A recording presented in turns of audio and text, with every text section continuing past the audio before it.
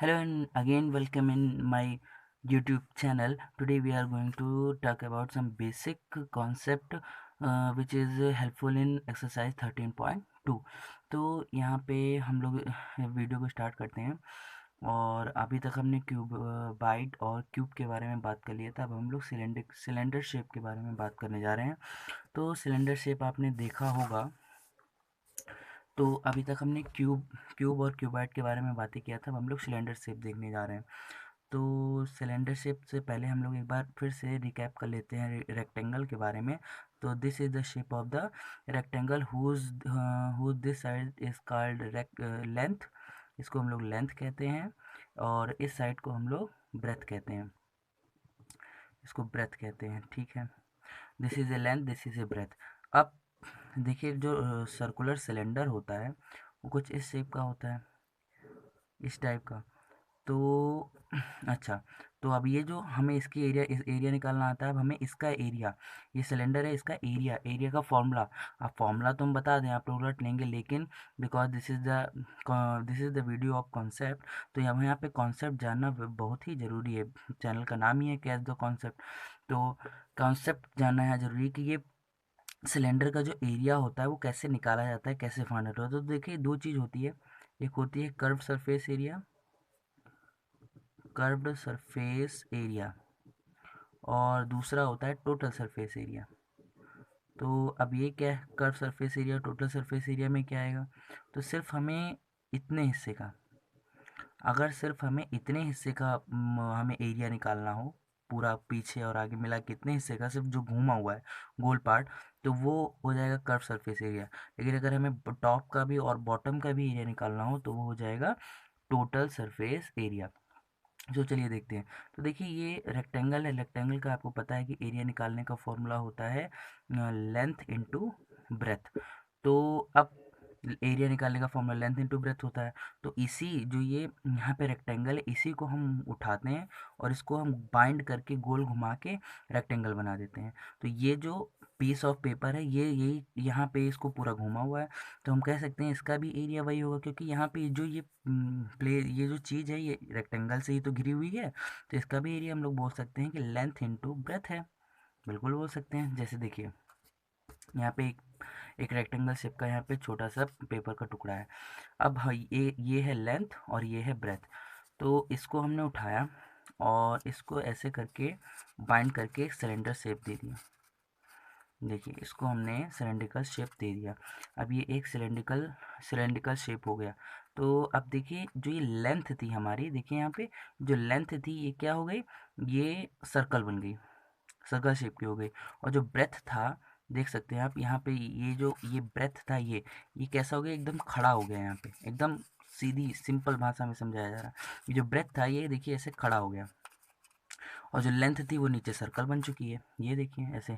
तो यहाँ पे जो है, ये क्या है, ये ब्रेथ है, ये लंबा लंबा ब्रेथ है, और ये जो यहाँ नीचे सर्कल में है ये है लेंथ।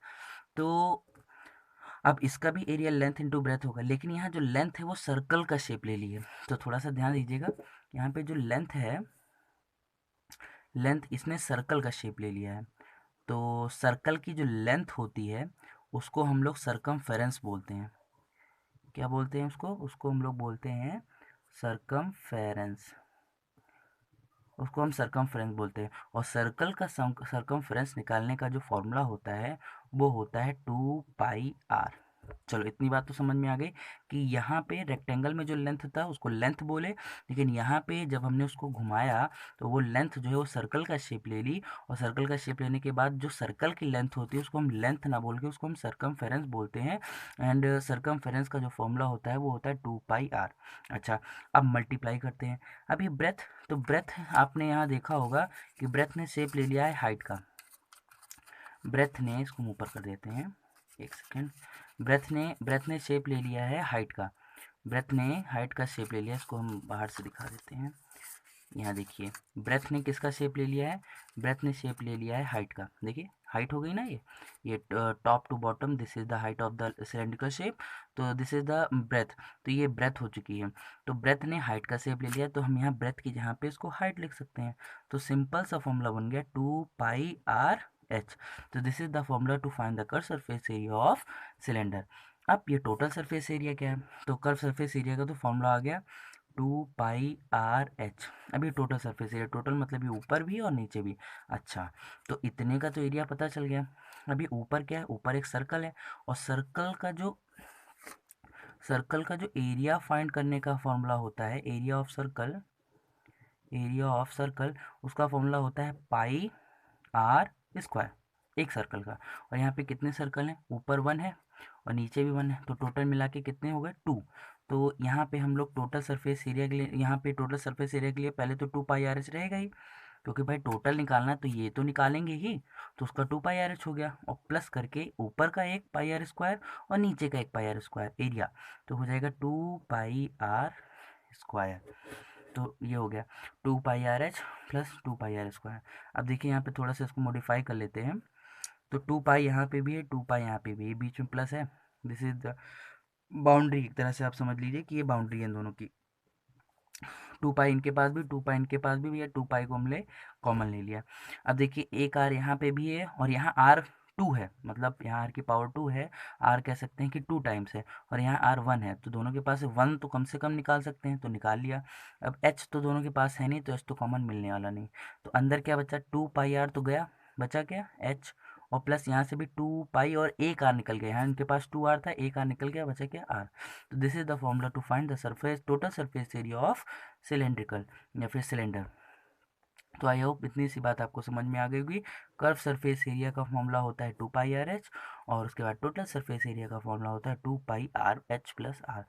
अब ये कॉन्सेप्ट बताना इसलिए इम्पोर्टेंट है क्योंकि अगर फॉर्मूला रट लेंगे तो, फॉर्मूला रटने से तो ठीक है, फॉर्मूला रट लिया, लेकिन आपको एक ब्रीफ नॉलेज नहीं होगी कि ये बनता कहाँ से, आता कहाँ से। इससे आपको अगर क्वेश्चन थोड़ा सा डिफ़िकल्ट भी होगा या अलग टाइप का क्वेश्चन होगा तो आप आसानी से सॉल्व कर सकते हैं, अगर आपको फॉर्मूला पता होगी कि बना कैसे फॉर्मूला, तो आप छोटी छोटी बारीकियाँ जो है वो आसानी से पकड़ पाएंगे।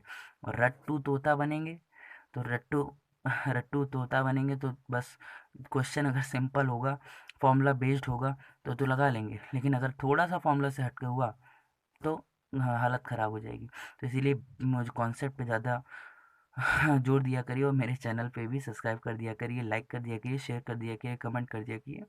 चलिए, अभी कॉन्सेप्ट हो गया क्लियर, हो गया होगा आई होप। तो अब हम मिलते हैं नेक्स्ट वीडियो में, तब तक के लिए गुड बाय, शुभ रात्रि।